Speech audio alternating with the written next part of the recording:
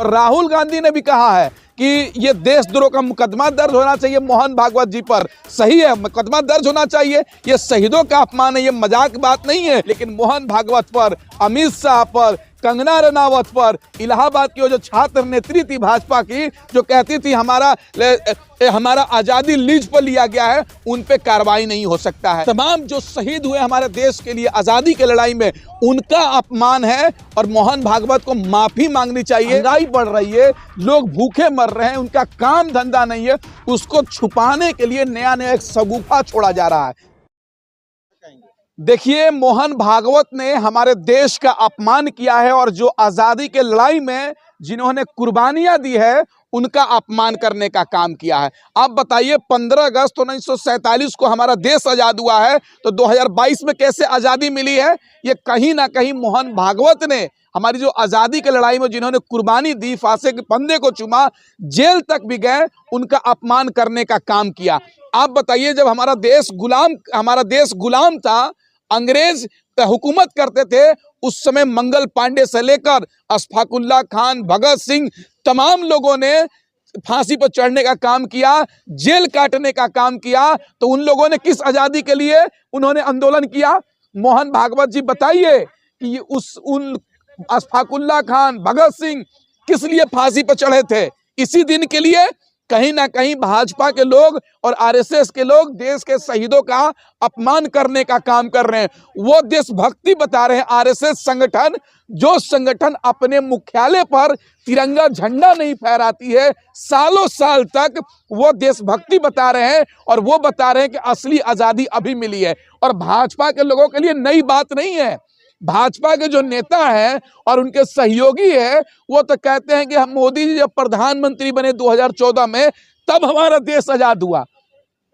भाजपा के सांसद है कंगना रनावत, उन्होंने भी कहा था कि 2014 में आजादी मिली है। अब बताइए, ऐसे ऐसे लोग भारतीय जनता पार्टी के नेता बयान देने लगेंगे तो कहीं ना कहीं देश का अपमान है। और राहुल गांधी ने भी कहा है कि ये देशद्रोह का मुकदमा दर्ज होना चाहिए मोहन भागवत जी पर। सही है, मुकदमा दर्ज होना चाहिए, ये शहीदों का अपमान है, ये मजाक बात नहीं है, पूरी गंभीर बात है। इस पे सरकार को और सुप्रीम कोर्ट को भी संज्ञान लेना चाहिए और मोहन भागवत पे कार्रवाई करना चाहिए।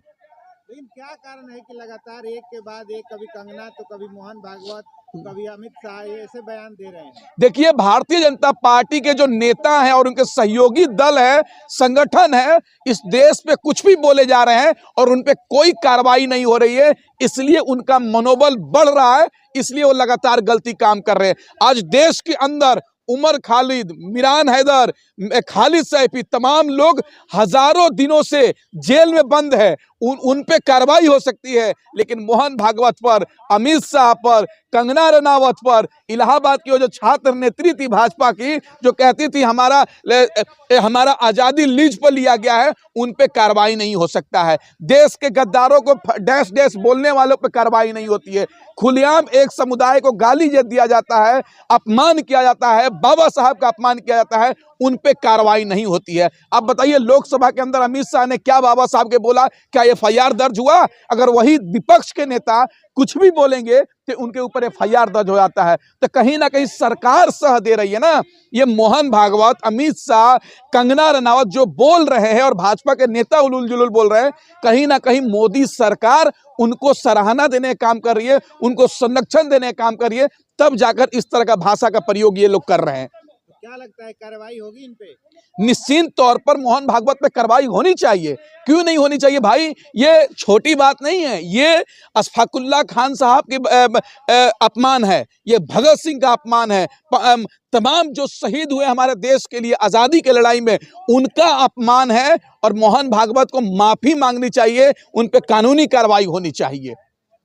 कब होगी गिरफ्तारी? राहुल गांधी जी पूछ रहे हैं, क्या लग रहा है? नहीं, निश्चित तौर पर राहुल गांधी ने सही कहा है कि कब कार्रवाई होगा, देशद्रोह का मुकदमा दर्ज होगा, कब गिरफ्तार होंगे। सही बात है, मोदी जी को तो जवाब देना चाहिए ना। मोदी जी कहाँ छुपे हुए हैं कि मोहन भागवत शहीदों का अपमान कर रहे हैं, देश का अपमान कर रहे हैं, हमारे संविधान का अपमान कर रहे हैं। इस पे मोदी जी सफाई कब देंगे, कब बोलेंगे? मोदी जी अब क्यों नहीं बोलते हैं?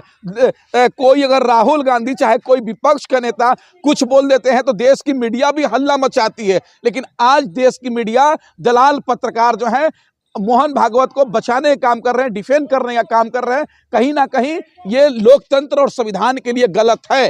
2014, 2024 अब कई ऑप्शन हो गए हैं, आजादी को लेकर के लोग कंफ्यूज हो रहे हैं क्या? देखिए, हम जैसे लोग देशभक्त लोग हैं, हम लोग असली देशभक्त हैं। हमारा 15 अगस्त 1947 को देश आजाद हुआ है। वो आजीवन जब तक दुनिया रहेगी तब तक 15 अगस्त 1947 को ही हमारा देश आजाद माना जाएगा। ये लोग भाजपा वाले नकली राष्ट्रवाद हैं, नकली देशभक्त हैं, इसलिए वो हमेशा आजादी का डेट बदलते रह रहे हैं। एक देखे होंगे, इलाहाबाद की यूनिवर्सिटी की लड़की थी कि लखनऊ का भाजपा के नेत्री, वो कहती थी हमारी आजादी लीज पर ली गई है। वही कंगना रनावत एक भाजपा के सांसद हैं, हमें तो शर्म आ रहा है, कितनी बड़ी अभिनेत्री हैं, बॉलीवुड की फिल्म में काम भी किए हैं, कितने फिल्म आया, वो कहती हैं कि 2014 के बाद देश आजाद हुआ है, मोदी जी के प्रधानमंत्री बनने के बाद आजाद हुआ है। इससे क्या समझा जाए? इससे समझ में आता है कि भाजपा के लोग जाहिल हैं, उनको यूनिवर्सिटी भेजना चाहिए पढ़ने लिखने के लिए। वो भाजपा के नेता जाहिल हैं, वो पढ़े लिखे नहीं है, तब जाके उलूल जुलूल बयान दे रहे हैं। उन पे कार्रवाई होनी चाहिए, मोहन भागवत पर, और वैसे वैसे तमाम लोगों पे कार्रवाई होना चाहिए जो हमारे देश के संविधान के खिलाफ बोल रहा है, देश के लोगों के खिलाफ बोल रहा है। क्यों बोल रहे हैं ये लोग? मनसा क्या है? नहीं, मंशा यही है ना कि देश को गुमराह करना। आज देश के अंदर बेरोजगारी बढ़ गई है, महंगाई बढ़ रही है, लोग भूखे मर रहे हैं, उनका काम धंधा नहीं है, उसको छुपाने के लिए नया नया एक शगुफा छोड़ा जा रहा है ताकि लोग उलझे रहे और देश में आम जनता मुद्दे की बात नहीं करे। आज दिल्ली में चुनाव है, आप बताइए, मोदी जी नहीं कह रहे हैं कि हमने 11 साल से मुख्य प्रधानमंत्री हूं, ये काम किया हूं। ये क्यों नहीं कह रहे हैं मोदी जी? ये नए नए शगुफा देने का काम कर रहे हैं। किसी अमित शाह जी को बढ़ा दे रहे हैं, कभी मोहन भागवत को बढ़ा दे रहे हैं, कभी कंगना रनावत को बढ़ा दे रहे हैं, और नया नया बयान दिलवा कर जनता को गुमराह करने का काम कर रहे हैं। मोदी जी कहें कि मैंने 11 साल में ये काम किया है, देश की जनता इस काम के नाम पर वोट दे। और राम मंदिर की बात कर रहे हैं, राम मंदिर का फैसला देश का सर्वोच्च न्यायालय सुप्रीम कोर्ट ने दिया था, और उस फैसला का सभी लोगों ने सम्मान करने का काम किया।